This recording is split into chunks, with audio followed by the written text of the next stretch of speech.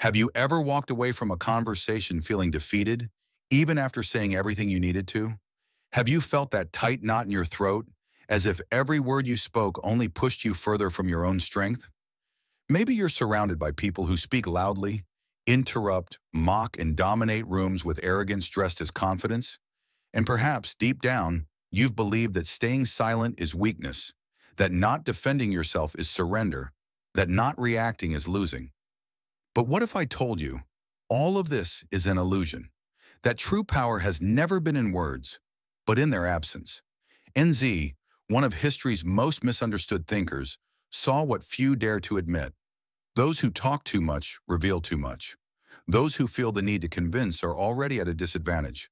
The world teaches us to fight, to explain, to defend our ideas as if every conversation is a battlefield. But nature offers a different path, subtle, lethal, and infinitely more intelligent. NZ believed that silence is not the absence of noise, but an overwhelming presence. Silence disconcerts. It destabilizes. It forces others to confront themselves. This message is for you, the one who constantly feels ignored, overshadowed, invalidated. For the one who leaves conversations feeling unheard. For the one tired of being the easy target, the nice one, the peacemaker others exploit. Perhaps you have confused your silence with submission, but today you'll see that silence can be your most powerful weapon. True victory does not come from winning an argument. It comes from never needing to enter one. Prepare to see silence in a new light, not as absence, but as the definitive response. Let's dive into nature's wisdom and learn how to master any situation without uttering a single word. Why do we feel compelled to respond, to rebut, to prove ourselves? Because we've been conditioned to believe the truth must be defended at all costs, that if we remain silent, others win. But nature sees this as a symptom of our deepest weakness, the fear of appearing weak. Behind this fear lies the ego, a fragile ego that cannot tolerate questioning, that confuses disagreement with attack, that turns every conversation into a battlefield. NZ taught that most people arguing are not seeking truth, they are seeking power. They seek to reinforce beliefs not because they are strong, but because if shaken, everything crumbles. Argument, in this sense, is not a tool of wisdom. It is armor, a desperate cry from the ego to maintain control of the narrative. And what does this mean for you? If you feel the need to justify yourself, to prove your point, you've already entered their game, and you've lost. The mere act of defending shows you are still trapped in the desire to be accepted, validated, understood. Nature called this herd morality, the behavior of those who live under the expectations of others, striving to be seen as good, correct, just.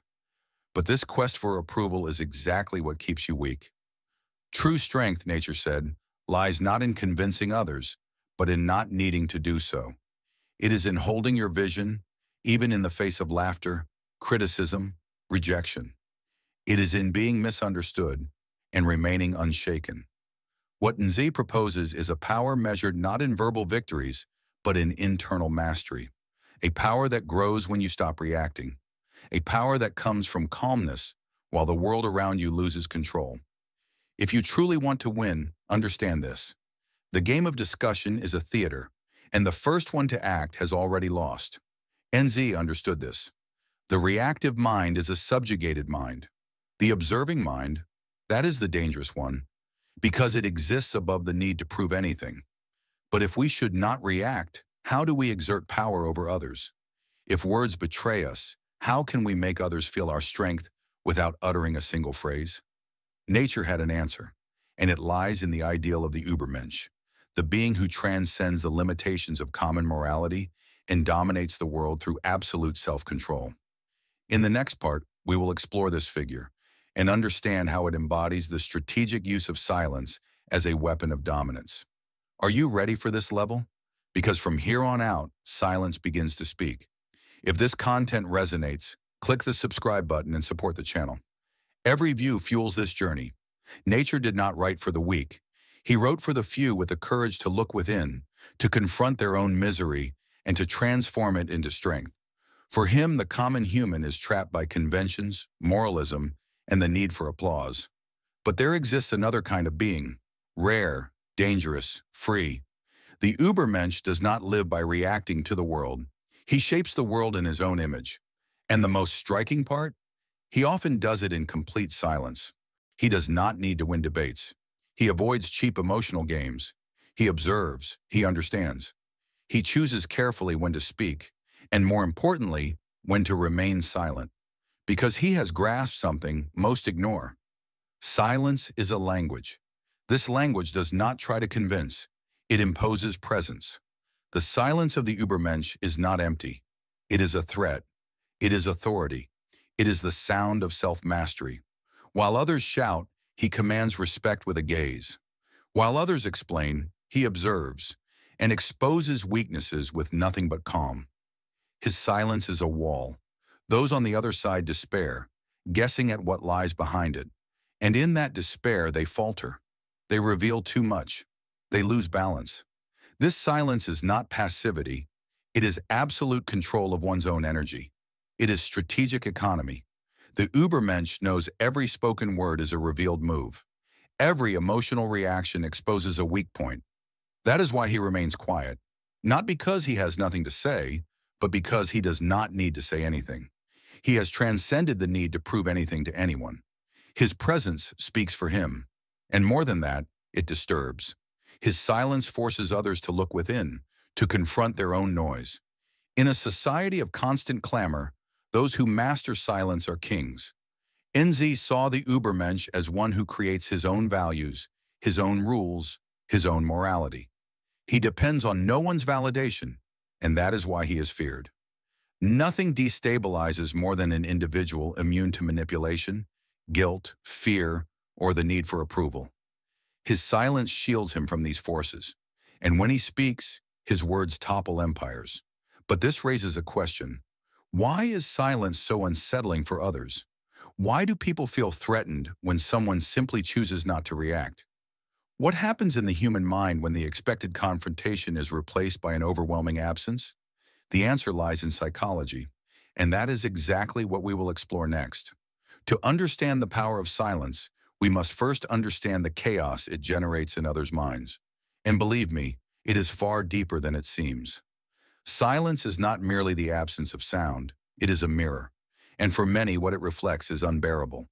When you choose not to react, you are not just silencing yourself, you are forcing the other person to hear their own voice, to confront their own arguments without the comfort of external resistance. And that destabilizes. Because most people do not speak to express themselves. They speak to protect themselves, to convince themselves, to hide the emptiness that exists between what they say and who they truly are. And when you remain silent, their disguise begins to crumble. Social psychology has already shown that in confrontational situations, silence is perceived as judgment. It doesn't matter if you are merely listening. The speaker feels exposed, insecure. Why?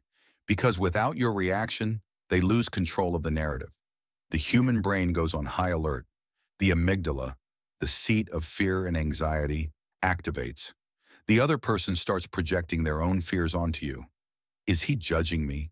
Did he notice my insecurity? Does he know I'm bluffing? In this psychological battlefield, silence is like an invisible blade. It cuts where no one sees, but everyone feels. Nietzsche sensed this long before modern psychology confirmed it. For him, the average person is a slave to their reactions, acting on impulse, reacting out of vanity, speaking out of fear of being forgotten. The superior spirit, the one who masters themselves, remains silent because every word given is a piece handed to the enemy. Every emotional reaction is an involuntary scream, revealing exactly where to attack. Moreover, silence devastates manipulators. Those who thrive on controlling others depend on reactions to maintain power. When you do not react, you break the cycle. The manipulator panics. They need your response to validate their position. Without it, they lose themselves. They reveal themselves. They expose the weaknesses they have worked so hard to conceal. But there's an even deeper layer. Silence triggers unresolved pains. It awakens the traumas of rejection, abandonment, humiliation. Because suddenly the other person realizes they are not the center. Their words are not enough. Their presence does not make an impact. And for the narcissistic ego, this is intolerable. When you remain silent, you are not just defending yourself. You are attacking where it hurts the most, at the very center of the illusion. This is why silence requires strength. It is uncomfortable not just for others, but for you as well. It defies everything you've been taught, every impulse to react, justify, explain yourself. And that is precisely why it is powerful, because it demands mastery, and mastery is true power. Now that you understand how silence operates in the mind of others, activating insecurities, breaking down defenses, and exposing postures, it's time to go further. Stop being merely an observer and start using this strength intentionally, strategically. In the next part, you will discover how to transform silence into a conscious weapon, how to win any argument without uttering a single word. When you learn this, no one will control you ever again. The time has come to stop simply understanding the power of silence and start using it. Knowledge without practice is dead theory.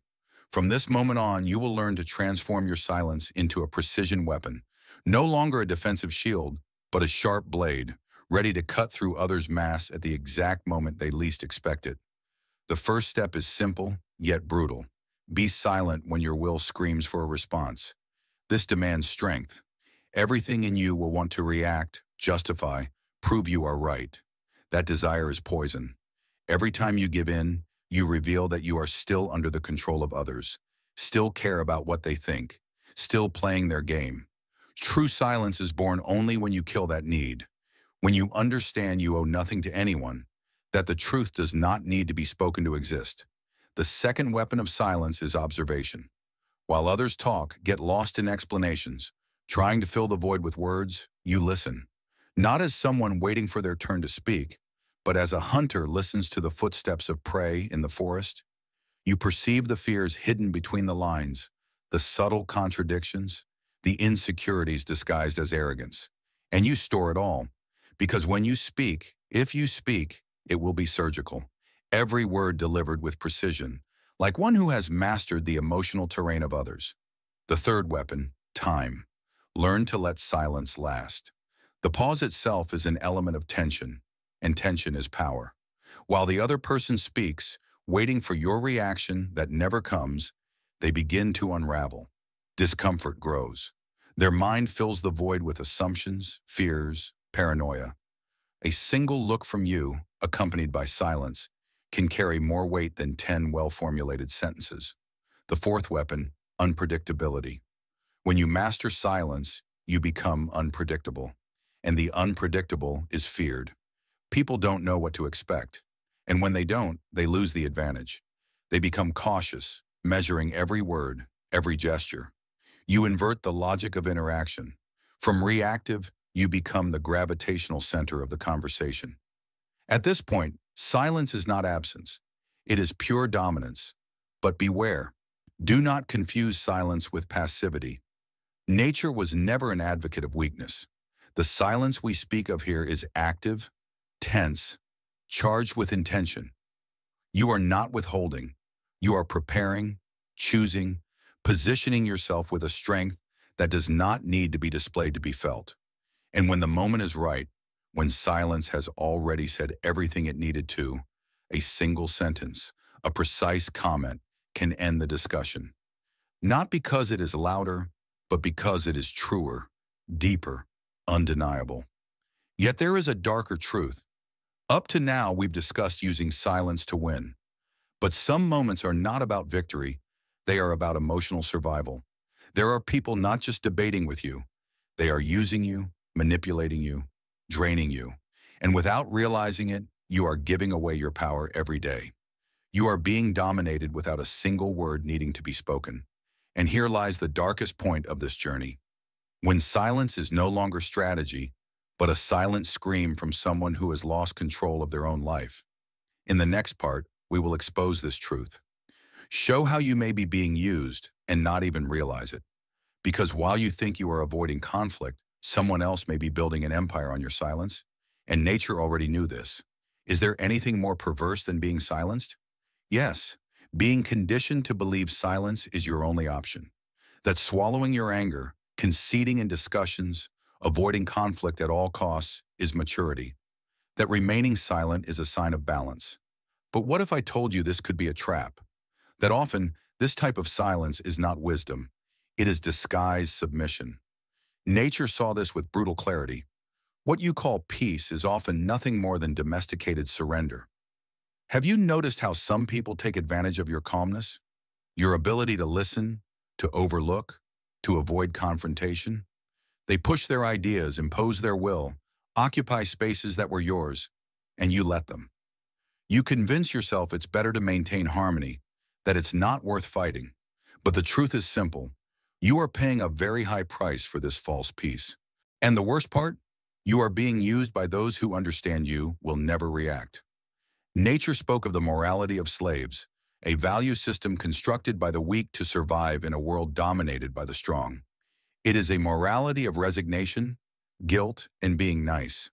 An invisible code that teaches you to nullify yourself, to diminish yourself, to conform, and still feel virtuous for it. But nature did not write for the resigned. He wrote for those who dare to break these chains, for those who realize they are being used and choose to stop participating in their own submission. When you accept this type of silence, the one that swallows you from within, you surrender your power without realizing it. You are shaped by the expectations of others. You are no longer yourself. You are what others need you to be. And this is the opposite of what nature called the will to power, because the true will to power is not to shout. It is not to dominate others. It is to dominate oneself, to regain control of your own narrative, to be silent, not out of fear, but because you owe nothing to anyone. The silence of submission must die, and in its place, the silence of presence must be born. The silence that does not bend, does not humiliate, does not apologize for existing. The silence that stands amid chaos and, without a single word, shifts the course of events. This is the silence that nature respects, the silence of the individual who has mastered themselves. But how do you reach this level? How do you move from being manipulated to becoming the master of your own presence?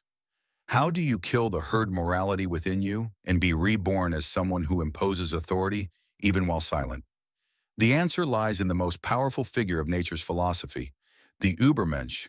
We've already spoken of him. Now it is time to understand how to become one. In the final chapter, you will discover what it takes to embody this new type of human being.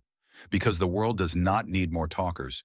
It needs those who master silence and reign with it. Let me be clear. Silence is not absence.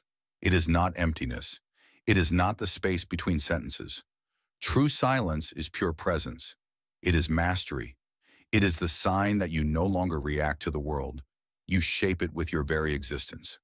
Nature never wrote for those content merely to survive. He wrote for those who wish to transcend, for those willing to tear away society's masks, even if it hurts. The silence of the Übermensch is not the silence of the oppressed, nor of the coward. It is the silence of the warrior who has already won before the battle begins. It is the stillness of one who no longer needs to prove anything, because he knows who he is, and more importantly, knows what he deserves.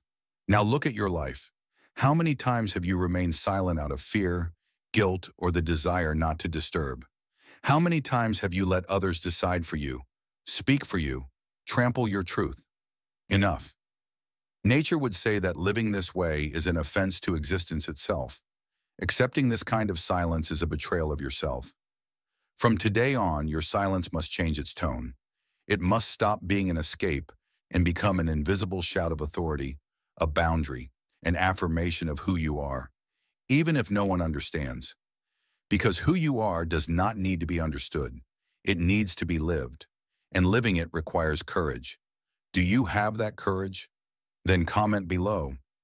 I choose the silence that commands respect. Not just so I know you made it this far, but so you can publicly affirm this commitment to yourself. Words have power, even when they speak of silence. And don't stop here. The next video is essential. It will expand what you've learned and take your mind even further. Watch it, not for me, but because you deserve to go beyond. Remember, the weak shout, the strong remain silent, and the wise choose when. Thanks for watching. Or